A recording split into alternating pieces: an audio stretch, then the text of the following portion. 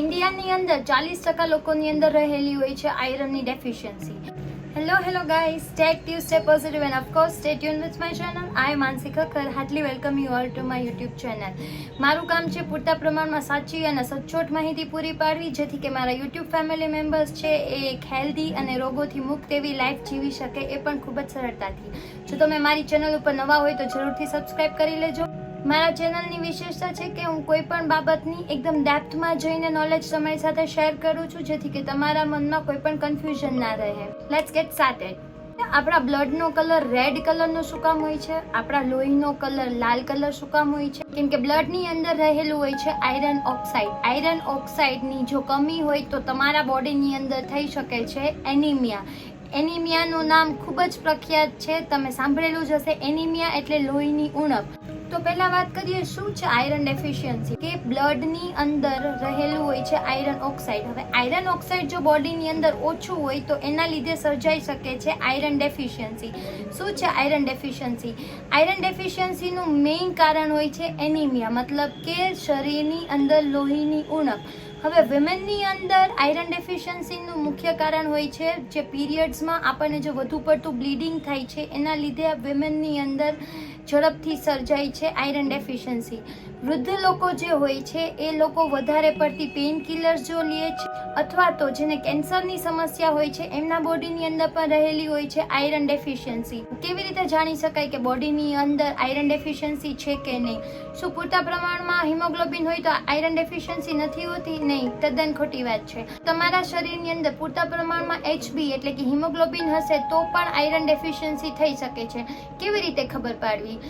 આખા દિવસમાં જો તમે થાક્યા જ રહો છો, શરીરની અંદર કમજોરી જણાય છે, તમને શ્વાસ લેવામાં તકલીફ પડે છે, યા તો પછી ઝડપથી ખૂબ જ ધબકારા વધી જાય છે, સીડી ચડો ઉતરો ત્યારે તમારા હાર્ટબીટ્સ ખૂબ જ વધી જાય છે, તો આ બધાનું મુખ્ય કારણ હોય છે કે તમારા બોડીની અંદર હોઈ શકે છે આયરન ડેફિશિયન્સી. બીજું, કેવી રીતના ડાયગ્નોઝ કરી શકાય? ફર્સ્ટ સ્ટેપ છે બ્લડ ટેસ્ટ. બ્લડ ટેસ્ટમાં હોય છે CBC. CBC મતલબ કમ્પ્લીટ બ્લડ કાઉન્ટ, શરીરમાં રહેલા તમામ રક્તકણોનો ટેસ્ટ. પુરુષોમાં મિનિમમ હોવું જોઈએ 13 HB અને વિમેનમાં મિનિમમ હોવું જોઈએ 11. 13% હિમોગ્લોબિન પુરુષોની અંદર હોવું જ જોઈએ અને સ્ત્રીઓની અંદર મિનિમમ ઓછામાં ઓછું 11% HB તો હોવું જ જોઈએ. હિમોગ્લોબિનના ટેસ્ટની અંદર મેઇન પેરામીટર હોય છે MC. કોઈ પણ માણસનું નોર્મલ MCV 80 થી 100 ની અંદર હોવું જોઈએ. હવે જો તમારા બોડીની અંદર HB પણ ઓછું હોય અને MCV પણ ઓછું હોય તો 100% ચાન્સીસ છે કે તમે આયરન ડેફિશિયન્સી ધરાવો છો. કેવી રીતે આનો સોલ્યુશન કરવો? છે ને ઉપાય મારી પાસે. જો તમે મારી જેમ સ્કિન કોન્શિયસ ને હેલ્થ કોન્શિયસ પર્સન હોય તો ફર્સ્ટ ઓપ્શન છે આપણી પાસે હેલ્ધી ડાયટ. સેકન્ડ છે જુદા જુદા સપ્લિમેન્ટ્સ. થર્ડ છે ઇન્જેક્શન. માર્કેટમાં લોટ્સ ઓફ ઇન્જેક્શન્સ પણ અવેલેબલ હોય છે આયરન ડેફિશિયન્સી દૂર કરવાના.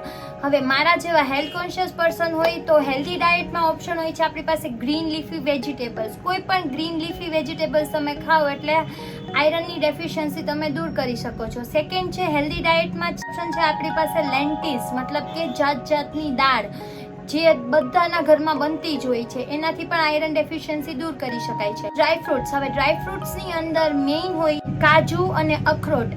આ બે ડ્રાયફ્રૂટ એવા છે જે ભરપૂર પ્રમાણમાં આયરન ધરાવે છે.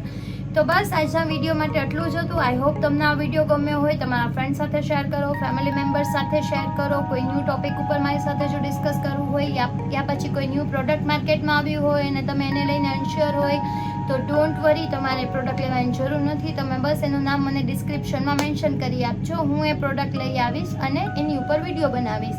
હસતા રહો, ખુશખુશાલ રહો and stay tune with my channel. Bye bye. C you in the next video. Love you all.